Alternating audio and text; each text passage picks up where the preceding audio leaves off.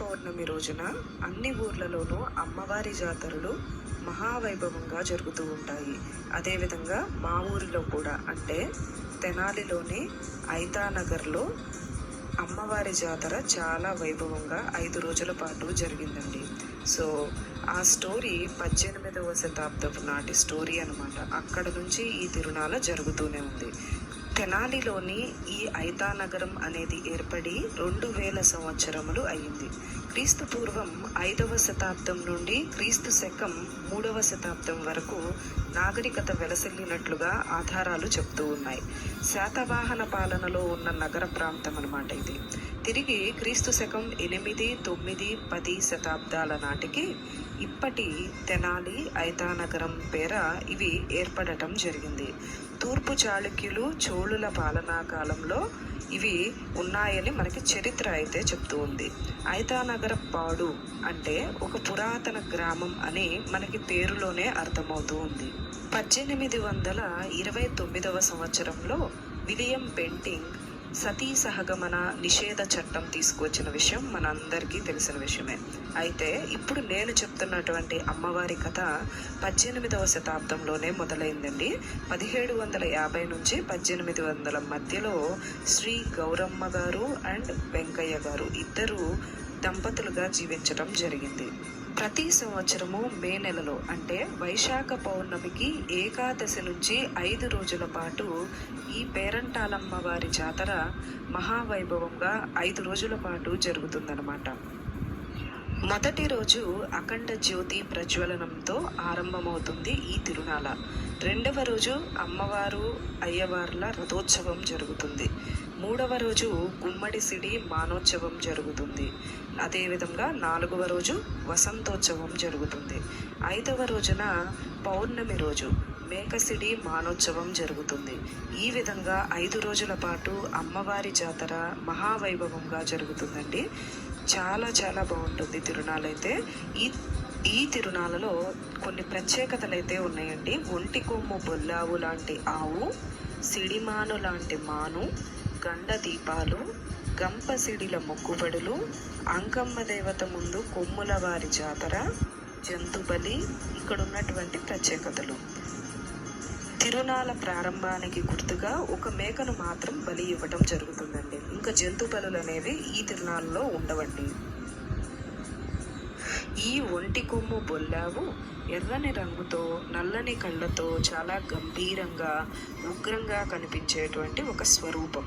ఇది విష్ణు వంశంలో పుట్టినటువంటి ఒక దైవ స్వరూపంగా చెప్తూ ఉంటారు.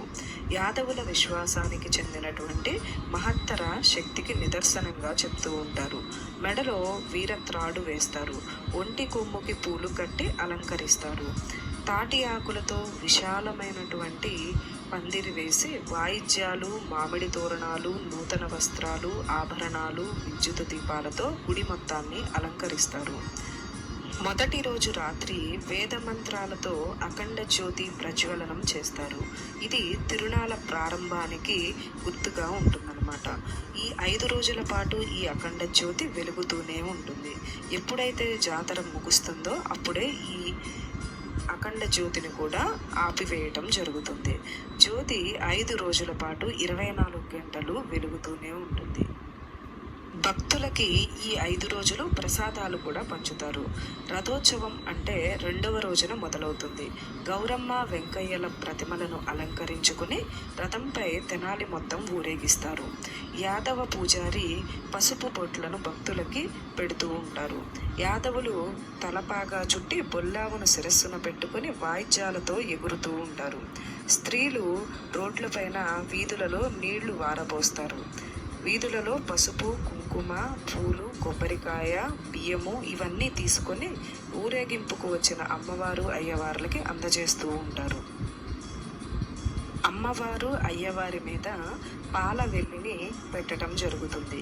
ఈ పాల వెల్లిని గారెలు, బూరెలు, ఈతకాయలు, వేప ఆకులతో అలంకరించి వాయిద్యాలతో ఊరేగింపుగా వచ్చి గుడిలో ఉన్నటువంటి ఆ విగ్రహాలపైన కట్టడం జరుగుతుంది.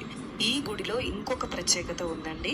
అంకమ్మ దేవత పూజలు, పోతురాజు స్వామి యొక్క పూజలు కూడా చేస్తూ ఉంటారు. ఈ జాతరలో ఉన్న మరో ప్రత్యేకత ఏమిటంటే సిడిమాను. ఈ సిడిమానుని తాటి చెట్టుతో తయారు చేస్తారు. ఇది 35 అడుగుల పొడవు ఉంటుందండి. ఇది 1913వ సంవత్సరంలో తయారు చేయటం జరిగింది. 4వ రోజు వసంతోత్సవం జరుగుతుందండి. అంటే పాపవేషం. పాపవేషం అంటే యాదవులలో ఒక వ్యక్తి అమ్మాయి వేషం వేస్తారనమాట. అమ్మాయి వేషం వేసి వేప మండలు, కత్తి తీసుకొని వస్తారు. ప్రతి ఇంటికి వచ్చి వసంతోత్సవం అయితే జరుపుకుంటారు. ఇవన్నీ నేను నెక్స్ట్ వీడియోలో అయితే మీకు క్లియర్గా చూపిస్తాను అనమాట. ఎందుకంటే మా ఇంటికి వచ్చినవి అవన్నీ నేను మీకు చూపిస్తాను. రాత్రికి పూల కప్పెర అనేది ఊరేగింపు జరుగుతూ ఉంటుంది. ఈ పూల కప్పెర అనేది కూడా తెల్లటి తాటి ఆకులతో తయారు చేయడం జరుగుతుందన్నమాట. ఇంకా 5వ రోజు ఇందాక చెప్పాను కదండి, ఒక పొట్టు గొర్రెని బలి ఇస్తారనమాట. ఆ బలి అనేది ఈ 5వ రోజు మాత్రమే జరుగుతుంది. ఇంకా భక్తులు విడిగా బలి ఇవ్వటం అనేది అయితే జరగదనమాట. ఇది ఈ తిరునాళ్ళలో ఉన్నటువంటి ప్రత్యేకత. అంకమ్మ దేవతని శాంతింప చేయటం కోసం జరిగే ఒక కార్యక్రమంగా కూడా ఈ బలిని ఇవ్వటం జరుగుతుంది. తిరునాళ్ళలో చివరి రోజు అంటే 5వ రోజు. ఈరోజు మేక సిడి మానోత్సవం జరుగుతుంది. అంటే ఒక చిన్న మేకను సిడిమానుకి కట్టి తెనాలి మొత్తం ఊరేగించటం జరుగుతుందన్నమాట. ఈ 5వ రోజు అంటే పౌర్ణమి రోజుని అమ్మవారు సతీ సహగమనం చేసినటువంటి రోజుగా చెప్పటం జరుగుతుంది. ఈ 5వ రోజున పసుపు బండ్లు ఊరేగింపు జరుగుతుందండి. ఇంకా ఆ నైట్ తిరునాళ్ళ చాలా చాలా బాగుంటుందండి. ప్రభలు, డ్యాన్సులు, మ్యూజిక్, డీజేలు, ఇట్లా డిఫరెంట్ అండి. ఇప్పుడు కల్చర్కి తగ్గట్టుగా తిరునాళ్ళ అయితే మారిపోవటం జరిగింది. పశువులని గుడి చుట్టూ తిప్పుతూ ఉంటారనమాట. ఈ తిరునాళ్ళలో ఇంకొక ప్రత్యేకత ఏమిటంటే అమ్మవారు చనిపోతూ భక్తులకి కొన్ని విషయాలను చెప్పి వెళ్ళటం జరిగింది. అదే ప్రకారంగా ఇప్పటి వరకు తిరునాళ్ళ అదే పద్ధతిలో జరుగుతూ ఉందని చెప్తూ ఉంటారు. అమ్మవారు అప్పుడు పుట్లూరి వారి ఇంట్లో జన్మించడం జరిగింది. కాబట్టి పుట్లూరి వారి ఆడపడుచుగా, కన్నెగంటి వారి కోడలిగా, అంటే వెంకయ్య స్వామి కన్నెగంటి వారు అనమాట, వారి కోడలిగా, ఇంకా అమ్మవారికి ఒక కూతురు ఉందని చెప్తూ ఉంటారండి.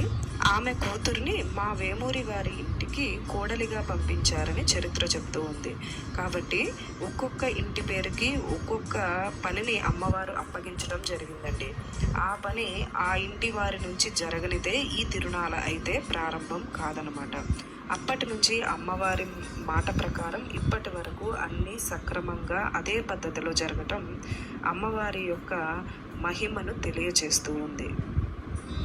ఇక్కడ మీరు వీడియోలో చూస్తూ ఉన్నారు కదండి, ఈ పైన మాను పైన ఒక వ్యక్తి కూర్చొని ఉన్నారు కదా, ఆయన కంసలవతులు అనమాట. అంటే ఆ మానుని తయారు చేసిన వారికి ఒక గౌరవాన్ని ఇవ్వటం జరుగుతుంది. అందుకని వారిని పైన కూర్చోబెట్టడం జరుగుతుందని చెప్తూ ఉంటారు. ఇప్పుడైతే మాను బయలుదేరేసింది కదండి, గుడి చుట్టూ ఒక రౌండ్ వేసేసి తెనాలి చుట్టూ కూడా ఒక రౌండ్ వేసుకునేసి తిరిగి గుడికి చేరుకుంటుంది అనమాట తెల్లవారుజాముకి. మీరు